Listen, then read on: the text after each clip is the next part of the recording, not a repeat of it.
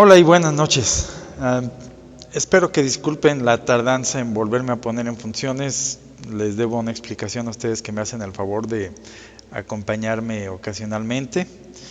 Eh, Espero no tardar. La verdad es que me pone en un conflicto esto entre si realmente tengo algo que decir o si será ya a estas alturas necesario decir algo, por aquello de que ya es prácticamente imposible convencer a nadie, pero bueno, hay todavía algunas personas que me preguntan algunas cosas.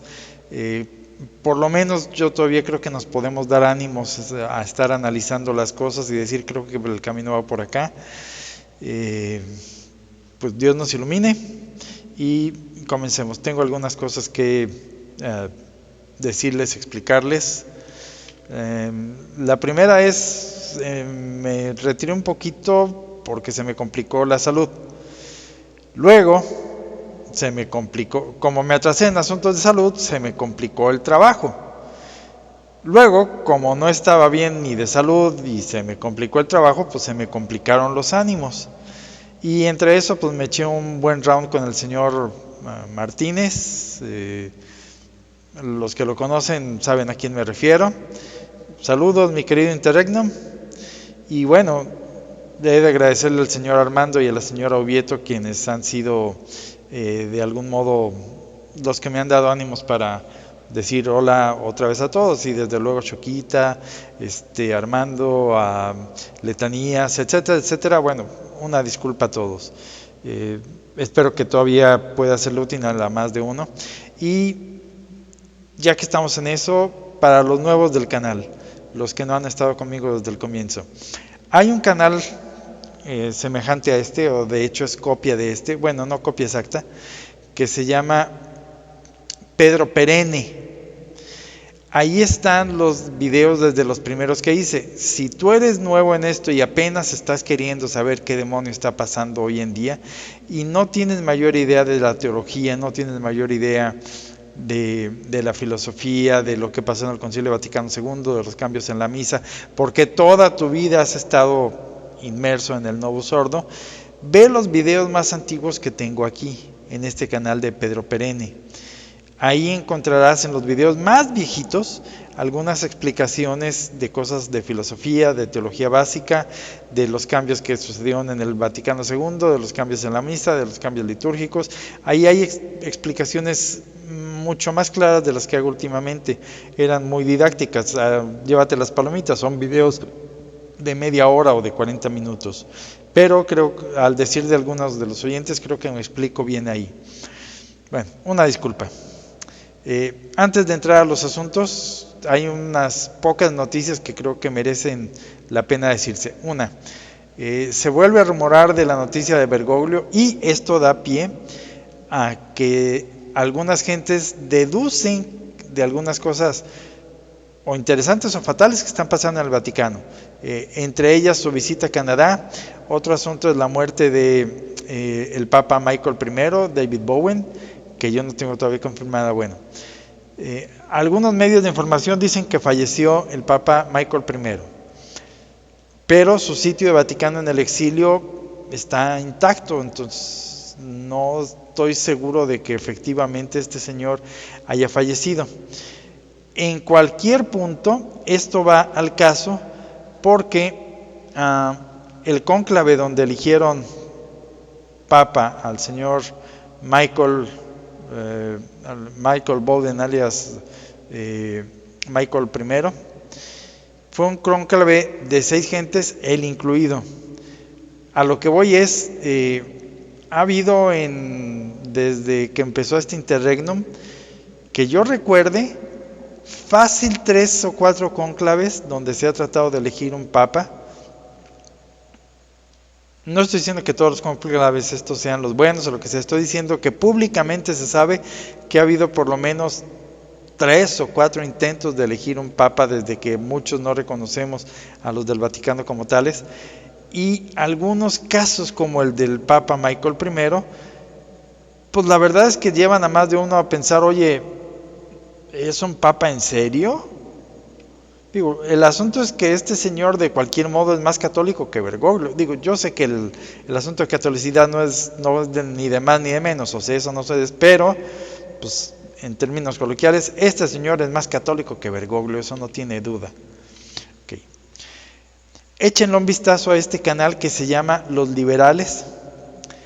Este señor que ven aquí, él afirma en base a dos cosas que Bergoglio dijo en el avión.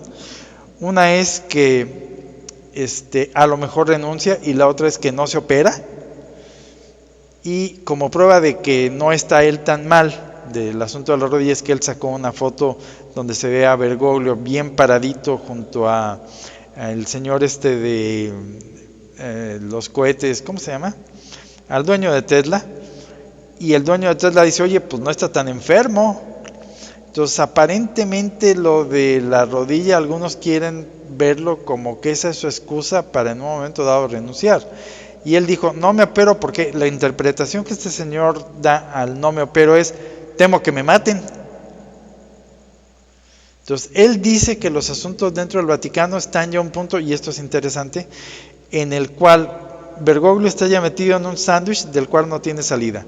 Por un lado están gente como los alemanes que dicen, señor, tienes que terminar de hacer las reformas que te dijimos que tenías que hacer, porque nosotros te contratamos, y eso es bien sabido. Nosotros decimos que Ratzinger renunciara y te pusimos a ti, haz tu chamba para la cual te lo dimos. Y él no la quiere hacer, no quiere hacer las misas donde él dé las bendiciones a los que son de todas las letras A, B, C, D, E, F. Y por el otro lado, no termina las fastidiar a los católicos porque estos ya piden su cabeza. Entonces está atrapado entre la espada y la pared. Entonces eso suena interesante. Aparentemente la solución política más costeable fuera pues que Bergoglio salga de la jugada, entre uno nuevo y carga con el peso político de hacer los cambios que hacen falta hacer ahí adentro. Entonces aparentemente por ahí anda el asunto y no suena tan mal. Bueno, dentro de los asuntos que me están encomendando unas personas, y esto tiene relación anterior, está hablando que si puedo hablar del purgatorio, Laudetur Jesus Christus. Jessica Ortiz dice, oye, tienes que ampliar tus horizontes de investigación, y un poco más sobre ello ahorita. Olga María me dice, oye, explica algo de la misa cum y no cum. La señorita Lina Juliana dice, oye, tienes que separar los conceptos de autoridad y de dominio. La autoridad siempre es moral, no creo, pero no me voy a meter en eso ahorita. Lo que le estoy diciendo es sí lo tengo considerado. Y algo más que me dijeron en estos días, el señor administración de bases Rudy dice, igual se podría convertir los errores de la iglesia desde adentro, no desde las periferias. Igual hace unos días se presenció un milagro eucarístico en una iglesia de México, que ha sido la comidilla ese milagro eucarístico. Por cierto, ese milagro eucarístico, en el semanario diocesano de Guadalajara salió algo simpático. ¿Cómo se llama? El obispo de Guadalajara, de la diócesis de Guadalajara, se quejó en el periódico de que nadie le avisó de ese supuesto milagro eucarístico y que ya están declarando milagro sin su autoridad. Entonces dice, señores, primero me tienen que notificar a mí lo que pasa en mi diócesis, es decir, el señor se siente ignorado, o lo que es lo mismo, ya estamos viendo la realidad de que los obispos hoy en día valen para eso. Bueno, entonces voy a tratar nada más un par de asuntos, no los quiero aburrir. Pues voy a tratar 3 de pasada, al que no alcanzo a meterme ahorita porque el asunto sí está complicado. De fondo es el de los horizontes y el de separar los conceptos de autoridad, de dominio. Un vistazo rápido a la misa cum y una non cum. La misa una cum, primera, la dicen todos aquellos llamados así institutos ligados al Vaticano, como el Instituto la Fraternidad Sacerdotal San Pedro, el Instituto de Cristo Rey y no sé quién es más, pero todos ligados al Vaticano. La condición de todos ellos, que ya Bergoglio se los está echando al plato, es que deben de utilizar en primera el misal que les autorizó, porque le metió mano, el camarada Nikita Roncalli. Y el asunto, o por qué se le llama una cum, porque en todas las misas mencionan como Papa a Bergoglio y se dicen, y estamos en unión con. O sea, para trasladarlo al lenguaje práctico, si estoy en unión con, desde el punto de vista legal, es que te estás haciendo solidariamente responsable con Bergoglio de todas las cosas que bajo su mando, porque tú estás autorizándolo, es decir, te estás admitiendo como subordinado a Bergoglio y sus pésimas intenciones, de todas las maldades que él haga. Tú podrás decir, no, yo nomás me uno con él en lo bueno, no en lo... No, espérame. No puedes hacer eso. Si tú estás diciendo que Bergoglio es una autoridad y tú te sometes a él, eres corresponsable de todo lo que él diga y haga. ¿Por qué? Porque si Bergoglio te dice, ve a la guerra, y tú no vas a la guerra, eres traidor a Bergoglio, entonces no estás en unión con él. Es que nomás lo sigo en las cosas que son buenas. No, espérame. ¿Y tú quién eres para juzgarlo? Si estás diciendo que él es un papa verdadero es porque lo puso Dios. Si lo puso Dios, ¿tú con qué derecho te metes a decir, este no es un papa legítimo? O lo que es lo mismo, una de dos, déjate de tibiezas. O eres o no eres. Si lo que quieres es estar en una zona de confort donde sí tienes la misa normalita o la misa de diario de los últimos 50 años y la misa de la tradición, pero por otro lado no te gusta lo que hace Bergoglio, defínete. O él es un verdadero papa, verdadero con todo lo que ello implica, o no lo es. Y tú te unes a él en lo bueno y en lo malo. O sea, es como el matrimonio. Te vas a unir para lo bueno y para lo malo. No tiene vuelta de hoja. Entonces, el asunto es que le estás ofreciendo, suponiendo que las misas Novus Ordo fueran válidas, le ofreces el sacrificio ese manchado con la apostasía de Bergoglio. ¿Por qué apostasía? Porque tú te estás quejando de él. Sabes que lo que Bergoglio hace no es correcto, no es bueno, no es agradable a Dios. Y tú le estás diciendo a Dios, oye, está bien, sé que lo que él hace está mal hecho, pero aquí te va el sacrificio que nos transmite Bergoglio. ¿Cómo? Decídete.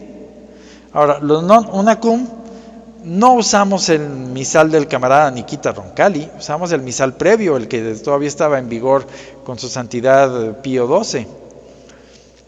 El asunto es que no todos los que son de la tradición y que no son unacum están dispuestos a que la iglesia continúe como era antes del concilio. ¿A qué me refiero con esto? Precisamente lo que dice nuestro amigo Interregnum. Aparentemente ya hay obispos que están cómodos con la situación como está, es decir, los obispos son mini papas y son una especie o se manejan, no que lo deseen, sino que ya para fines prácticos son una federación de obispos. La iglesia es una federación de obispos sueltos, sin autoridad superior, y que aparentemente no en todos hay el deseo de que se restaure una autoridad superior. Sí están todos los problemas de, oye, si ya no hay cardenales, ¿quién va a elegir? Sí, lo sé. Pero aquí de entrada estoy hablando del problema de la intención. Y lo que deberían de tener todos los non unacum es por lo menos la intención de pedirle a Dios que nos permita restaurar la iglesia como era el asunto antes de la muerte de su santidad Pío XII. Y esto tiene relación con lo que dice nuestra amiga de Amplía tus horizontes. Es algo que pocas veces se toca, pero que tiene razón. Y sí me voy a ampliar un poquito en ello. Para dar dos ejemplos, antes de meterme al asunto. Vean estas dos fotos de enseguida, que no puedo decir mucho porque ustedes saben por qué. ¿Qué me dice esta persona que amplía los horizontes de investigación? ¿Estuvo el demonio quieto antes del Concilio Vaticano II? ¿Era tan relevante y tan necesario definir el dogma de la infalibilidad? ¿Qué consecuencias prácticas contrajo? Es recién en el siglo XX que la Madonna ocupó altos cargos en el Vaticano y solo estoy mirando por encima, solo la punta del iceberg. Todo esto vale otros videos por separado, pero aquí hay un punto en el que ya estamos y me voy a meter. ¿Estuvo el demonio quieto antes del CB2? No.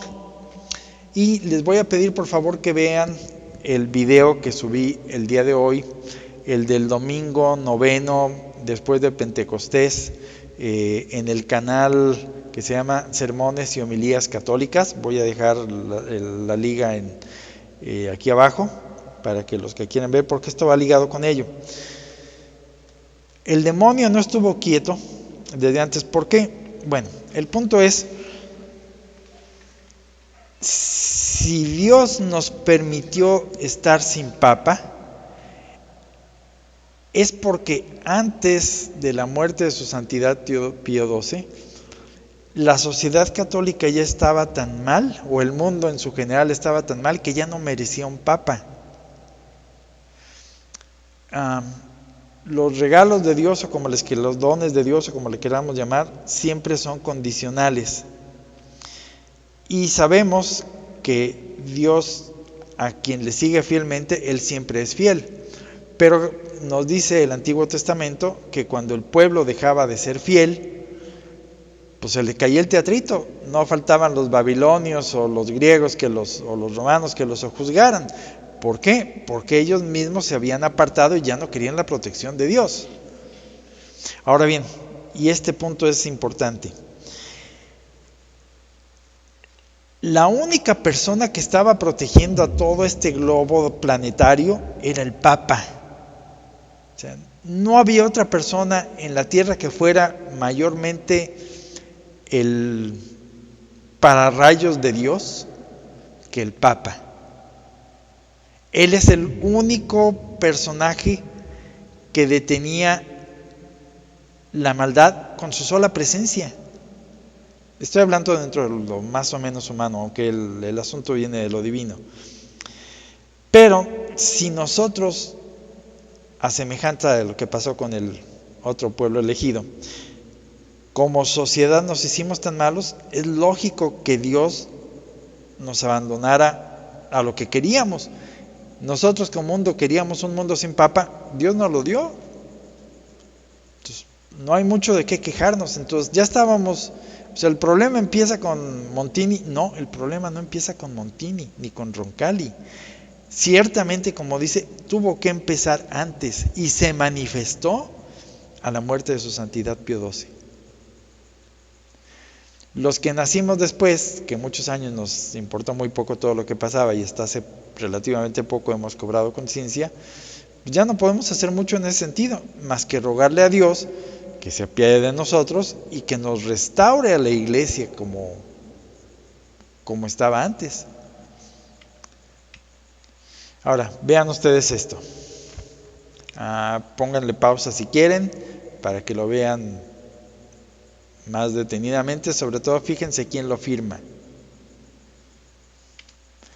Ahora, vean esto otro. Esto viene de los 60s, ¿ok? 3 de junio del 63. Y para aquellos que dicen que la iglesia siempre ha sido la iglesia y que aquí no ha pasado nada, vean de cuándo es esto. Esto es de hace apenas un par de meses o un año o algo así. Y aquí estos señores, vean los signos que corresponden, dicen el hermano Angelo Roncalli, el hermano, palabra importante, hermano de ellos, no de nosotros. Entonces, esto confirma la foto anterior y esto confirma todo lo demás. Ok, ahora, una persona me decía, ¿por qué no podemos combatir desde adentro? Bueno, déjame plantearlo de este modo. Yo, Dios, voy a crear la iglesia de Hiroshima. Ahí la tienes. La iglesia está feliz, hay una guerra mundial de por medio, pero yo ya fundé esta iglesia, tiene gente, es una iglesia que camina, funciona, vela. Ahí tienes una iglesia funcionando, mira, la iglesia de Hiroshima. Ahí la tienes. Es mi iglesia, yo la creé, todos los que están ahí son mis ovejas, están en la iglesia de Hiroshima, ¿ok? Bueno, luego llega el buenazo de Roncalli y de Montini y todos los demás, ¿Y qué creen? Sucede esto. Que ni tengo que decirles qué es, pero bueno, explota. ¿Y qué pasa con esa iglesia de Hiroshima? Esto es lo que pasa. Así queda. Y ahí andamos algunos de nosotros. Fíjense en este edificio, porque lo van a ver más adelante. Ahora bien, esta persona dice, oye, ¿y por qué no luchamos desde adentro por reconstruirla? Nosotros tenemos que reconstruir. Aquí en Hiroshima ha sido siempre la iglesia de Jesucristo. Esta es la iglesia de Jesucristo, Él la fundó aquí en Hiroshima. Nosotros seguimos aquí en Hiroshima. Esta es la buena, en Hiroshima no puede cambiarse. Tenemos que reconstruirla, tenemos que sacarlos, tenemos que volver a hacer que esta iglesia vuelva a ser lo que era antes de que nos cayera ese relámpago fulminante del Concilio Vaticano II. Quieren que vuelva a hacer esto. ¿Por qué? Porque, ¿qué es lo que dicen ellos? Oye, yo sigo en Hiroshima. Aquí cayó y aquí lo destruyó todo, pero yo sigo aquí. Entonces, ¿por qué no la puedo reconstruir desde adentro? Esa es su pregunta, ¿verdad? Bueno. Fíjense, lo planteé como pregunta, pero aquí es donde viene lo importante. Me topé con esta frase interesante esta semana. Dice, yo ya tengo mis ideas. No me venga usted con hechos. La frase está genial. Yo ya tengo mis ideas. No me haga usted el refabrón cabor de venirme con hechos, que me arruinan mi idea. Ahora bien, ¿qué pasa con estas gentes? Dicen, oye, caray, creo que esto ya no es la iglesia que yo conocía. ¿Qué pasó aquí? Entonces, lo que yo siempre he dicho últimamente, Toto, creo que ya no estamos en Kansas. Y cuando ellos dicen, oye, ¿qué pasó aquí? Tenemos que reconstruirla. No, espérame. El asunto no es así. Tú estás ligando a la iglesia a una serie de situaciones como si fueran físicas, es decir, le estás ligando a Roma, a los templos, a lo que tú crees que ha sido la iglesia de toda la vida. Pero le estás ligando mentalmente como una relación familiar. ¿Por qué? Porque tú dices, mi papá es mi papá y mi mamá es mi mamá y lo van a hacer por siempre. Yo por siempre, haga lo que haga, seré su hijo. O lo estás ligando como a tu nacionalidad. Yo nací en México y pase lo que pase, venga el gobierno que venga, yo seré mexicano por siempre. Podrán destruir este país, podrán lo que quieras, pero no puedo abandonar este país porque yo nací aquí y este país no va a dejar de ser este país. Tú estás ligando la identidad católica a una serie de referencias culturales. Esa es tu idea. El problema es que tú mentalmente ya ligaste la identidad católica con una serie de paradigmas o de anclas mentales culturales. Y es tu idea. Y lo que no quieres admitir por ningún lado es que te vengan con hechos que te arruinen tu idea. Ese es el punto. Okay. Los americanos tienen una frase y dice, el hogar es donde está tu corazón. Y esta frase no te va a gustar, no te va a cuadrar, porque tú dices, mi hogar es Hiroshima. Yo nací aquí y ya nos soltaron una bomba, pero esto sigue siendo Hiroshima. O esto sigue siendo México, no me importa el presidente que sea.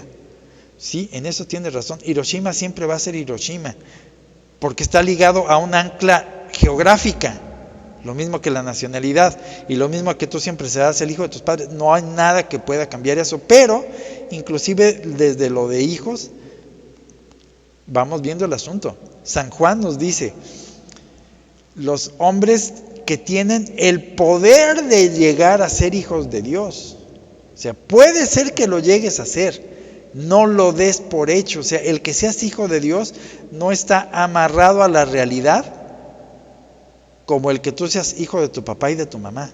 Eso no lo puedes cambiar, pero el ser hijo de Dios sí. ¿Por qué? ¿De qué depende que seas hijo de Dios o no? ¿Del bautismo? No, no es cierto. Tú estás diciendo que todo bautizado es católico y estás diciendo por eso nosotros debemos los bautizados que luchar desde adentro para sacar a las gentes como vergüenza. No, no puedes. ¿Por qué? Porque la iglesia no es una localidad geográfica amarrada por el bautismo. El ser hijo de Dios no implica nada más a los bautizados. ¿Qué implica a los hijos de Dios?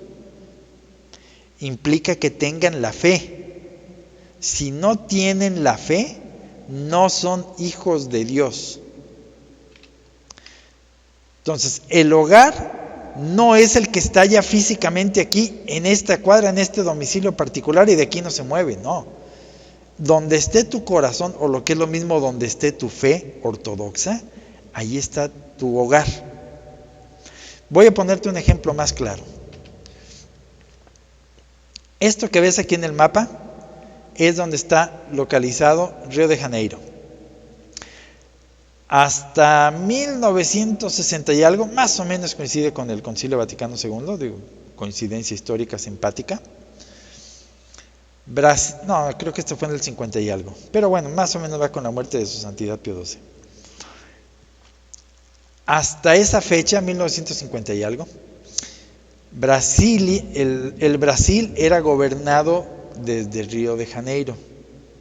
Río de Janeiro era la capital del país de Brasil. ¿Sale? Ahora bien, ¿qué sucede? Se vienen unos cambios políticos, entran unos militares a la junta, ven el progreso del país, todo lo que tú quieras. El caso es que estos militares, este nuevo presidente, esta junta de gobierno, todo lo que vino en esos días, deciden, señores, paren las prensas. Río de Janeiro ya no será a partir de hoy la capital del país de Brasil. Ahora la capital es Brasilia. Entonces, se cambió de lugar la capital del país. Es decir, dejó de estar amarrada a lo que siempre estuvo, que era una localidad específica, Río de Janeiro.